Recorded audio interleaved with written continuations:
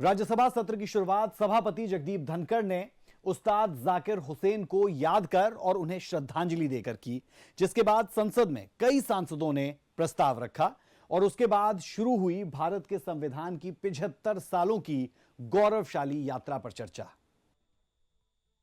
Ustad Zakir Hussain transcended the boundaries of art and culture, elevating Indian music to global prominence.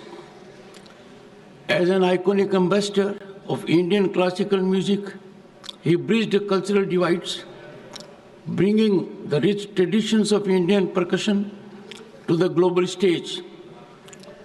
His extraordinary contributions were widely recognized, including through the awards Padam Shri in 1988, Padam Bhushan in 2002, and Padam Vibhushan in 2023.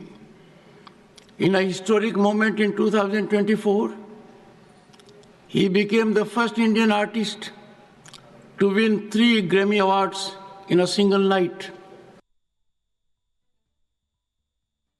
Bharat के संविधान की चर्चा के तहत सबसे पहले नेता सदन जेपी नड्डा ने संसद को संबोधित किया और संविधान निर्माताओं को याद करने के साथ ही उनके योगदान की चर्चा भी इस दौरान की।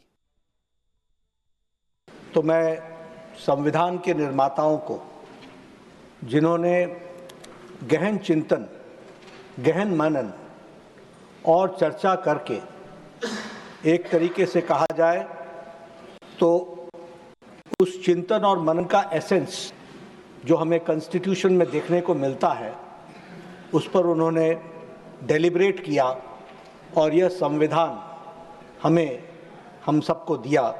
इसके लिए देश हमेशा उनके प्रति कृतज्ञ है और हमेशा याद रखेगा कि किस तरीके से कॉन्स्टिट्यूएंट असेंबली ने डेलिब्रेट करके हमारे कॉन्स्टिट्यूशन को एक शेप दिया। इस दौरान जेपी नड्डा ने संसद को संबोधित करते हुए अपने देश की संस्कृति का मजाक उड़ाने वाले लोगों पर भी हमला बोला और बताया कि कैसे हमारा संविधान अपने शब्दों के जरिए हमारी संस्कृति की धरोहर को सहेजता है।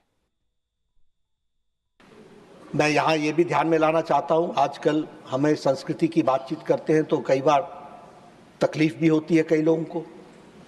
जब हम संस्कृति की बात करते हैं तो कई बार लोग ये महसूस करते हैं कि हम प्रोग्रेसिव नहीं हैं।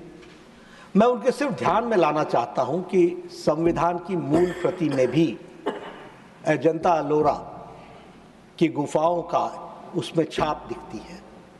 उसमें हम सबको कमल का भी छाप दिखता है और कमल